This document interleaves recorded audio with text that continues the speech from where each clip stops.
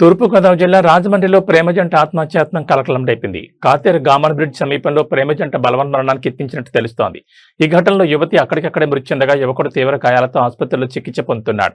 కోటలింగాలపేటకు చెందిన అభిలాష్, శాంతినగర్కు చెందిన ప్రసన్న కొంతకాలంగా ప్రేమించుకుంటున్నట్లు సమాచారం. అయితే వీరి పెళ్లికి ఇరు కుటుంబాల నుంచి అంగీకారం లభించకపోవడంతో ఈ దారుణానికి పాల్పడినట్లు తెలుస్తోంది. గామన్ బ్రిడ్జ్ వద్ద అసలు ఏం జరిగింది, ఈ ఘటనకు కుటుంబ సభ్యుల అభ్యంతరాలే కారణమా అనే కోణంలో రాజమండ్రి 3 టౌన్ పోలీసులు దర్యాప్తు చేస్తున్నారు. పురుగుమంది తాగాడు, అర్జెంట్గా రమ్మని చెప్పేసి ఫోన్ చేస్తే వచ్చామండి. ఇంకేం చదవలేదు. ఎవరో అమ్మాయి ప్రేమించాడు అంటున్నారు, మరి ఏదో ప్రేమించుకోవడం నాకు తెలియదు.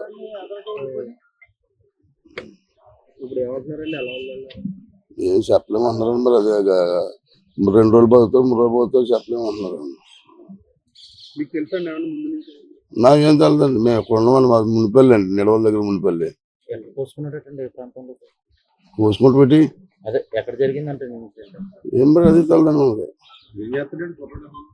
చదువుకున్నాడు అన్నాడు, డిగ్రీ చదువుతున్నాడు. తెలదండి, రాజమండ్రి మరి ఎక్కడ ఏ కాలేజీ తెలదండి. మనకి అది తెలదండి. మనకుంటే వాళ్ళ పేరు అభిలాష్. అదే డిగ్రీ ఏది అంటారు కదా. మీకు ఎవరు ఫోన్ చేశారండి? మా చుట్టాలు ఒకరు ఫోన్ చేశారండి.